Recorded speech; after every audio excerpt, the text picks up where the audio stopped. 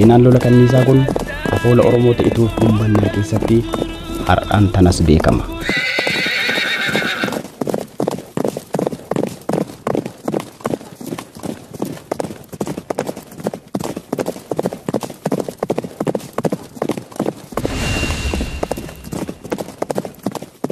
Eega qabee fadis dhaqe miila isaa firraa dhabe.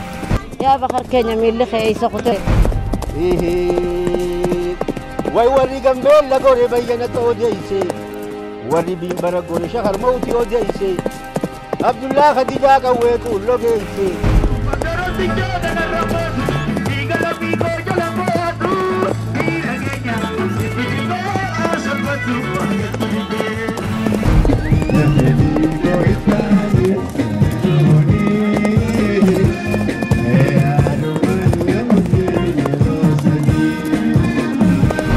Sabakiya dhiigni isaa lafeen isaa asitti cabe kana laalee gumaacha goone kana arguudhaa dhufuu kiyyaa baay'ee gammachuu guddaan natti dhagahama.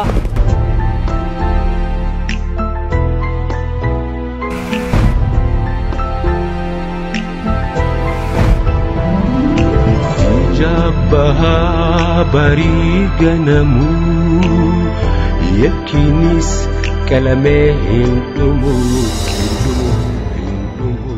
Dubbii miila Bakar Waaree.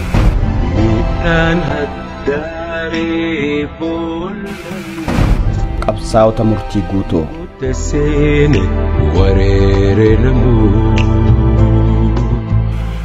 Weenniin bareedinuma gogaa isiitiif duuti. Uummanni Oromoo erga gaafa sirni nafxanyaa weerara lafaa fi eenyummaa isaatti dhuftee kaasee wareegama lubbuu ulfaataa jechaa ol ta'u baay'ee dabarsa. Uummanni Oromoodhaa uummata jabaa cimaa mootummaa isaa qabaachuu ture. Mootummaa isaaniitiin buruu turan. Garuu Minilik sababa amantii godhachuudhaan mi'a zamanaa kennanii fi uummata Oromoo irratti duule. Duulli inni duule as qofaa miti. Bakki tummaayyiidha malee akka aanolee fa'aa jiran warri seenaa qabu. Wareegamni kun sababa lafa gabbataa fi leeccalloo hawwataa isaatiif malee namatti dhufe yookiin nama miidhee akka hin taane seenaan wareegamaa darbe marti lafa Oromoo irratti ta'uunsaa ragaa cimaadha.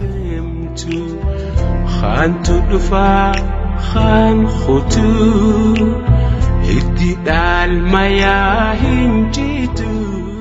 Wareegamni harma harka muraa aanolee fi cilii calanqoo Oromoonni lafa ofii irratti kaffalan fakkeenya seenaan hin daganne. Hayyuun doofawe ijaanis jaame. Qophii kanaan seenaa waggaa 120 har'aa raawwatame.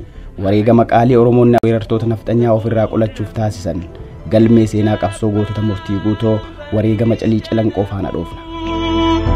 Yakkinis galmee hin dhumu.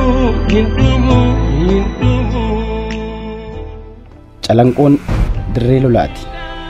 Caliin dhumaatii fi wareegama lubbuu gootota ilmaan Oromoo falmii mirga abbaa biyyummaatiif cala'aniiti.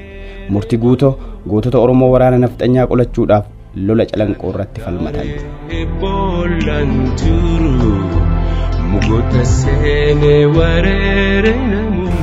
Caliin calanqoo dirree qabsoo Oromoonni fincila diddaa gabrummaa weerartoota biyya abbaa weeraruu dhufan waaroo salphinaa itti uwwisanii wareegaman. Erga gaafa nafxanyaan lafa isaa weeraruu itti dhufe irraa jalqabee uummanni Oromoo gootummaan diina isaa dura dhaabbatuun wareegama seenaa qabsoo yeroo dheeraa keessa darbe. Obsanii taa'uunis laalaan hamtu fayyaan jiraachuun akka barruun waa'ee siidaa yaadannoo wareegamtoota calanqoo irratti barraa'e ragga'utti waraanni Minilikii fi Oromoo gara bahaa gidduutti kan jalqabe akka lakkoofsa Itiyoophiyaatti walakkaa bara 1883tti yeroo dura humni waraana nafxanyaa karaa dhihaatiin lafa Oromoo ituu seenuuf yaaleetti. Obsanii taa'uun sodaamoo arjumma biljaabbaa barii ganamuu. Lolli duraa kunis kan geggeeffame iddoo Mataa Haraa jedhamutti. Gaafa lolli Mataa Haraa taasifame humni waraana nafxanyaa hedduutu burkutaa'e. Midhaan addaa Iddoon Mataaharaa jedhamu kunis maqaa kana kan argate heddumina reeffa achitti walitti harameen mogga'e seenan jedhus jira. Waraanni nafxanyaa dirree lolaa Mataaharaa irratti mo'atame abdii kutannaa irraa kan ka'e humna biroo dabalachuudhaan bara 1884tti godina Harargee lixaa Bordoddee naannoo Gaara Guuraa jedhamutti weerara garbiroo Oromoota Oromiyaa bahaatti bane. Dirreen lola Gaara Guuraa nafxanyoota weeraraaf gigisaa dhufanii milkii hin turre. Waraana Oromoo ta'etu Abbaa Duulaa Yaayaa Alii Sireen durfamuun diinni achittis mataa cabe.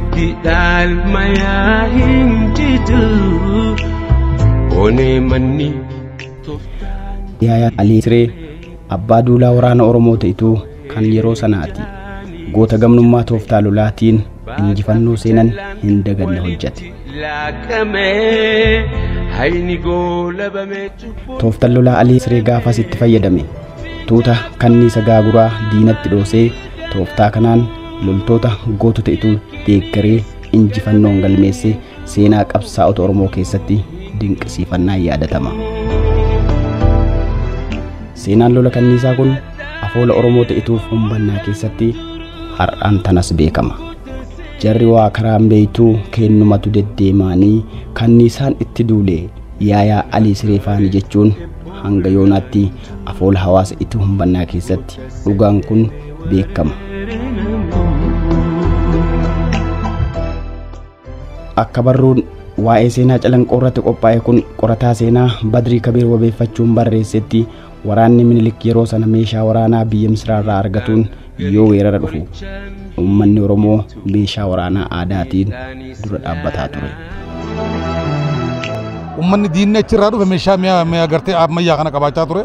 Ummanni keenya agartee wanni meeshaan inni loluun meeshaa ammayyaa tan ta'in takka takkaan takka dhawamtu tana ummanni gubbaarraa dhufe sun meeshaa ciccimaa kana mootummaa biyya alaa akka Ingiliis kana faarraa walitti qabatee biyya kana cabsuudhaaf uummata Oromoodhaa cabsuudhaaf itti fayyadame jechuudha uummata keenya irratti. Waraanni Minilik meeshaa ammayyaa yeroo sanii hidhate uummata Oromoo waraana aadaatiin lolu akka yaada salphaatti injifachuun itti jabaate. Gootonni Oromoo falmaa biyya ofiif ittuu hammaatan. Wareegamnis itti fufe. Wareegama garmalee yeroo sanii afool har'aan tanas ragaa ba'utu jira. Walda Gabriel nafxanyaa kan mataa bututtuudhaa nafxanyaan gooftaa jennee shakaraata lubbuudhaa jedhamee darasuun darasamu ammas beekama.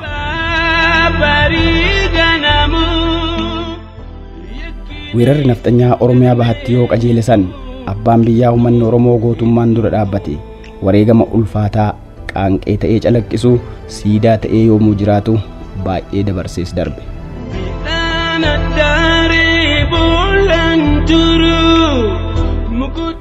Lolli murti guutoo kan dubbii miila Bakar Waaree qabsoon dachii seenaa calanqoo caliitti dhiigaan lafa seene kan yoomiyyuu seenaan hin daganne.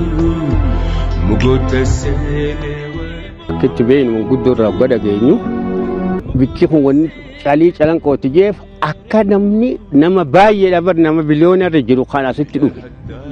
Amma lafa kana waggaadhatti qoqotte lafee nama akkana waggaa makiinaan qote xiqqoo malee gaba amma gaa'inni tuubanna ta'e malee kaa callaa ol kana ol haruubar lafeenee waan san ta'e caasitti caljeekaa. Bakar Waaree goota Oromoo hanga gootummaa isaa hin leellifaminiif goota gaafa biyyaa dhala qaalii kan gaafa calii sana gootota murti guutoo dursuun lolee lolchiise. Isinitu beeka warra gubate argee warra gabrummaara ifatee wareegee. Bakar Waaree lolchiisaa guyyaa lola calanqoo san nama jabaadha. Lolarra ture nama jabaa nama humna qabu nama beekamaadha. Lola gaafa cittee kan nafxanyaan meeshaa waraanaa ammayyaa yeroo saniitiin lolu gootonni murti guutoo meeshaa aadaatiin raasan sana lolees lolchiise gooticha Abbaa Duulaa Bakar Waaree Orfoojiloo. yeroo miilli isaa murame quban qabu ture eega cabee fadis dhaqe miila isaa firraa dhabe abbaa miilli keemee jedhanii yogaa kana jiru miila isaa gubbaan hin jiru. Inni gaafas hin wareegamne chibooda wareegame malee guyyaa san hin wareegamne. Dhukkuba madaa kan gubatee. Gootota murtii guutoo falmaa abbaa biyyummaaf ofii cal jedhanii diinas calii baasan keessaa abbaan duulaa murtii guutoo Bakar Waaree gaafas miilli isaa tokko lola keessatti yoo irraa citu otoo miilli isaa citu ofirratti hin barin fardaan qe'eetti deebi'e. Miilli kee hoo jennaan inni reef of arge. Miilla isaa eessatti akka dhabe hin beeku. Akkasiin achi buuteen miila Bakar Waaree Oromoota biratti dubbii maymaakaa ta'ee seenaa gootummaa kanaan duras ta'ee hin beekne fuula durattis namni gochuuf hin yaanne dhiigan barreesse gootichi Bakar Waaree Orf Hojiloo. Dura ammoo maal jechaa turre ichi buutee miila Bakar Waaree oggija waan ta'e hin beeknu jechuudha oguma ichi buutee miila Bakar Waaree jechuu malee miila isaa dhabame inni immoo hin dhabamne eega inni galee obboleettiin isaa yaa Bakar keenya miilli kee isa kutee oggiyattu miila isaa if harkee jechuudhaan dhagee.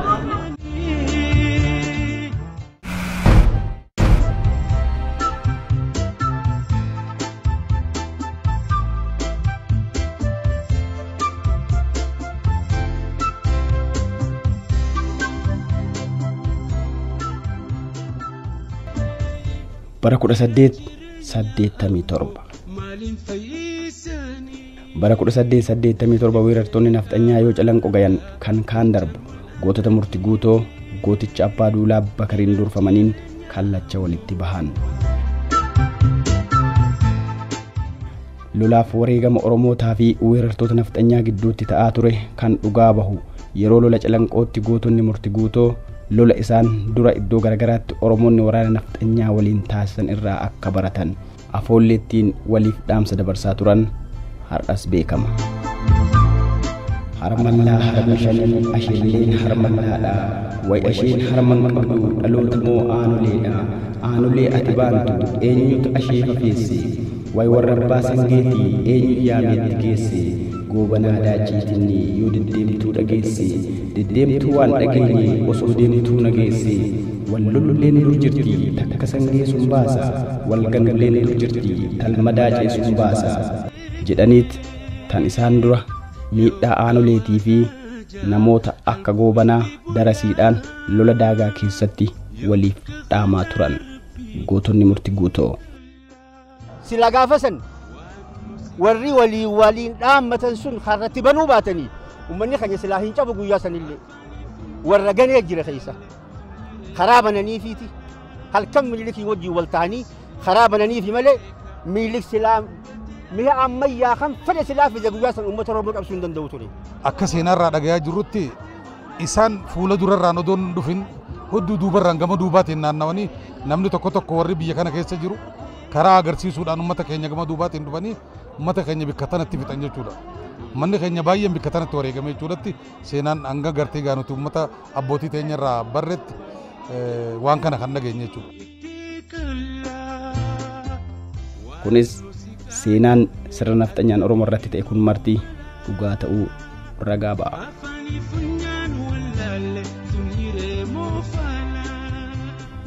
Gootonni murtii guutoo kanarraa baratanii waraanni nafxanyaa tooftaadhaan dadhabnaan waraana murtii guutoo lolaan dura dhaabbachuu dirqame gaafas.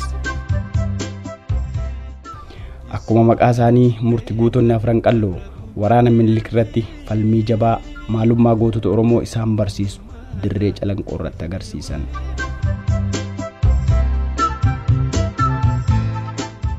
Bakki tuni bakka itti maayyii Oromoon itti cabdu. Lola jabaatoo si godhame akka seenaa abbootii keenya dhageenyetti nama 75,000 bakka tanatti wareegame guyyaa sana. Oromoon fardi guyyaa sana asitti wareegame farda 76,000 kan lola seene. Fardi Bakar Waaree ni gale. Lolli guyyaa sanii lola ajaa'ibaa ture. Falmii gaafa saniitiin lubbuu gootota diddaa gabrummaatti calaateen maqaan dirree calanqoo dachaa mogga'e. Calanqoo kun duraan awwalli isaa lagalaaftuu jawaba kun. Gaafa lolli Oromoodhaa irratti teessanii calanqoo kun amma sadii. Gaafa duraa lama tureni gaafa duraa lola san dura lama tureni. Lammeeffummaa lolli kun asirratti calanqoo lolaa calanqoo caliidhaa jecha irratti booda'an kun. Bakki siidaa yaadannoo amma itti ijaarame kun dirree gootonni Oromoo weerara nafxanyaa harka diddaa seenaa dhiigan itti barreessantu asi. Ejji baddus bakki ijaa hin baddu.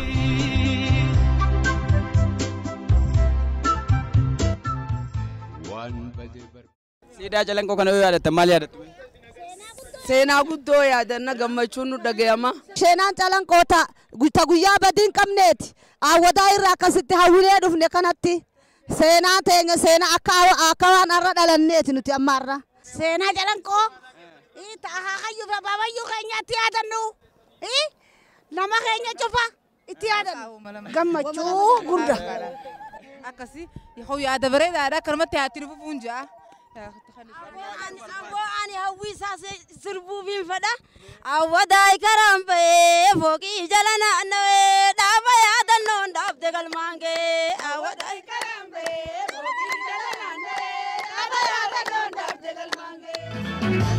Needili kuroo jala manyaatu bakkarooti jooga narrabbatu dhiigala fiigoo jala mo'atu miira keenya ibbidibee asabbatu agattu dibee.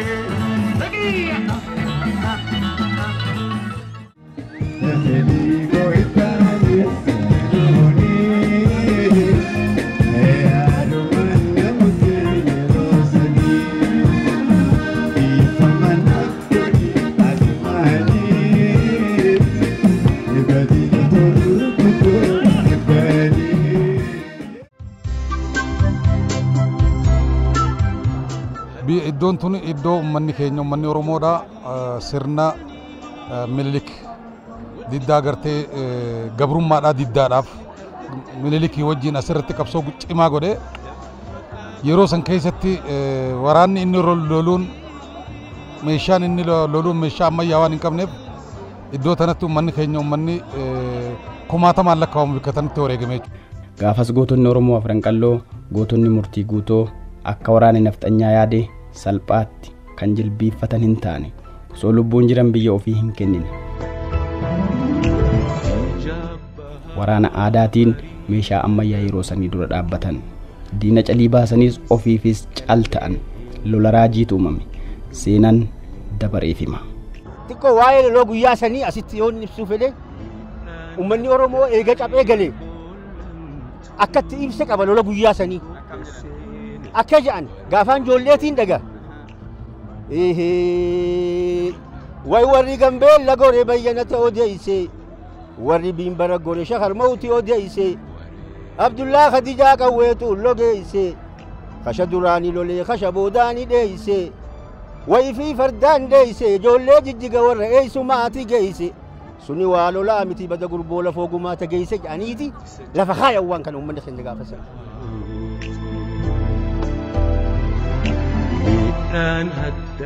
Gumaatii hamaa lola gaafasii afoola dhugaa ba'utu jira. Gaafattii calanqoo san qawwee kuusaan se'ee aara qawwee isaanii hurrii roobaatiin se'ee jechuun afoola wallee shaggooyyee keessatti ibsamaa as gaheetu jira. Kana malees mirriga keessatti dardara keenya xaxamnoo filaawwan gaarajiisaa shamarran keenya xaxamnoo calleewwan gaarajiisaa manguddoo keenya xaxamnoo ariiwwan gaarajiisaa haawwan keenya xaxamanii gugutaawwan gaarajiisaa kana fakka gaarajiisaa eessaan galee gajiisa jechuun yeroo sanirraa geerarama as gahe.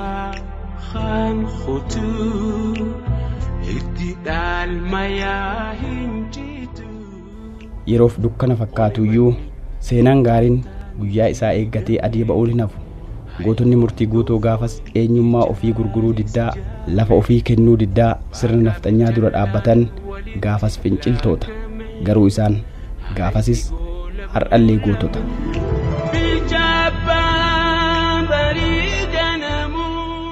Qabsoon isaan qabsiisan qaanqee ta'ee faca'ee seenan dhiigan galmaa'e dhalootaaf dhaamsa ta'a. Seenan calanqoo qofti kanaaf fakkeenya gaariidha.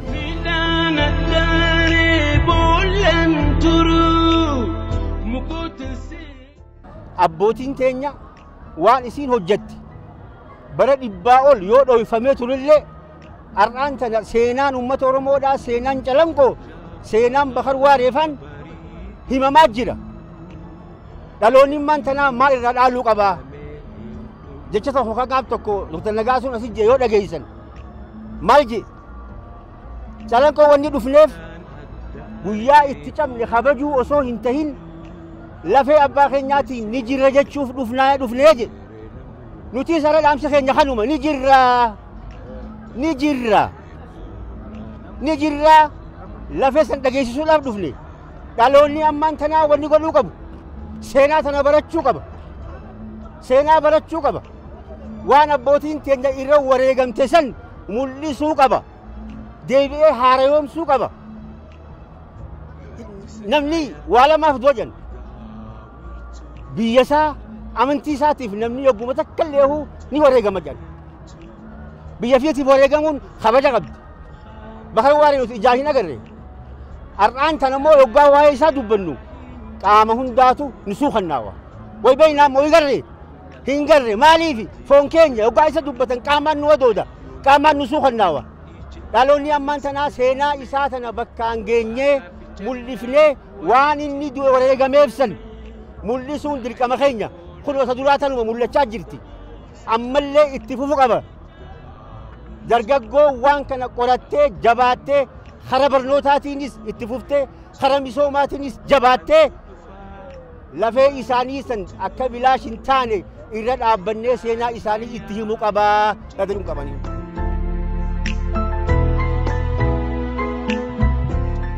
Warra ol guddattoota boruu biyya kana dhaalan isin ijoolleen kun Bakar Waaree fa'aarraa seenaa isaanii yoo dhageettu maal irraa baratame maal dhaalta?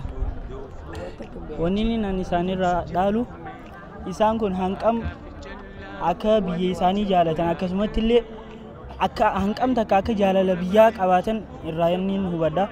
Nuti har'aan tana lafee abbootii teenya haalaan kabanyee haalaan akka seenaa guddoodhatti bikka kanatti ulfeessinee ilaallee jechuu akka dhaloonni nu boodaallee nu daran kabajan jechuu bikka kana akka nu daran amma tolchine kana daranitti illee fooyyeeffamee jechuu asitti gaggeeffamu dhaloota nu boodaallee dhaalchisuudhaaf qophiidha. Oolmaa isaan raawwataniif kan madaalu yoo jiraachuu baates seenaa gaariin hanga fedhe turuyyuu ifee mul'atu hin ooluutii waggaa 120 booda bakka dhiigni isaanii lola'ee fi lafeen isaanii itti cabe lafa calii calanqootti siidaa wareegamtoota calii calanqoo hojjetame.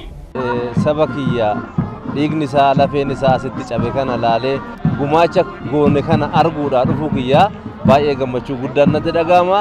Of duras bakkeen kun bakkee barnoota bakkee tajaajila fayyaa itti argatan godhuudha. Diizaayinii haaraadhaan qopheessine mootummaa naannoo Oromootti dhiyeessine kanas uummanni asii akka itti baratu akka fayyaa ittiin argatu godhuudha. Dirreen tuni har'aan tanagaa bakka sanatti walitti dhufuun keenya alhamdulillahi jenna rabbi galata galchina. Afaan isaa akka badu seenaan isaa akka badu of jalatti oolchuudhaa hojjetaniiyyu rabbi gini isaaniin hojjanna. Hawaasni beessa hin jirre humna isaaniitiin uummata keenya nama meeqa asitti fixan bakkee kanatti. Yaa ta'u malee yaadannoon sun amma san deebisna oduun ta'in akka namni kanarraa baratee tofuun dura waan badiin hojjanneef.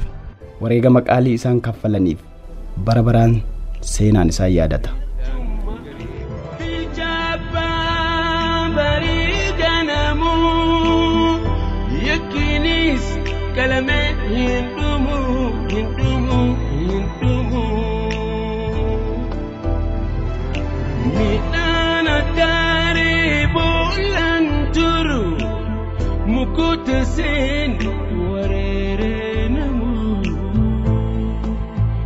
Midhaan haddaare boolaan turu mugoota seenee wareere namaa.